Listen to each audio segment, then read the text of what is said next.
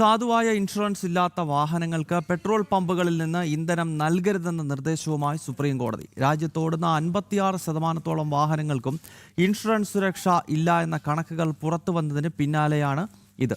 Road അപകടങ്ങളിൽ ഉൾപ്പെടുന്ന സാധാരണക്കാർക്ക് അർഹമായ നഷ്ടപരിഹാരം ഉറപ്പാക്കാൻ പരമോന്നത നീതിപീഠം നേരിട്ട് ഇടപെട്ടിരിക്കുന്നു.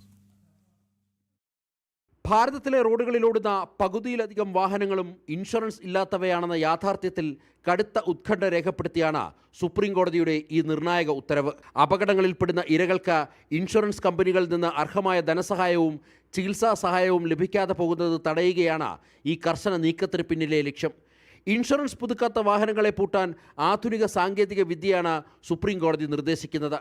പെട്രോൾ പമ്പുകളിൽ ഘടിപ്പിക്കുന്ന ഓട്ടോമാറ്റിക് നമ്പർ പ്ലേറ്റ് റെക്കഗ്നിഷൻ ക്യാമറകളെ കേന്ദ്ര വാഹന ഇൻഷുറൻസ് ഡാറ്റാബേസുമായി ബന്ധിപ്പിക്കും. പമ്പിലെത്തുന്ന വാഹനത്തിന് ഇൻഷുറൻസ് ഇല്ലെന്ന് സിസ്റ്റം കണ്ടെത്തിയാൽ ഇൻഷുറൻസ് പോളിസി പുതുക്കുന്നതുവരെ ഇന്ധനം നൽകുന്നത് തടയും. ഇതുകൂടാതെ ട്രാഫിക് പോലീസിന് റോഡുകളിൽ വെച്ച് തന്നെ മൊബൈൽ ആപ്പുകൾ വഴി വാഹനങ്ങളുടെ ഇൻഷുറൻസ് തത്സമയം പരിശോധിക്കുവാനുള്ള സംവിധാനവും ഒരുക്കും. പുതിയ കാറുകൾക്ക് നിലവിലുള്ള തേർഡ് പാർട്ടി ഇൻഷുറൻസ് കാലാവധി 4 വർഷമായും ഇരുചക്ര വാഹനങ്ങൾക്ക് 6 വർഷമായും ദീർഘിപ്പിക്കുവാനും നീക്കമുണ്ട്.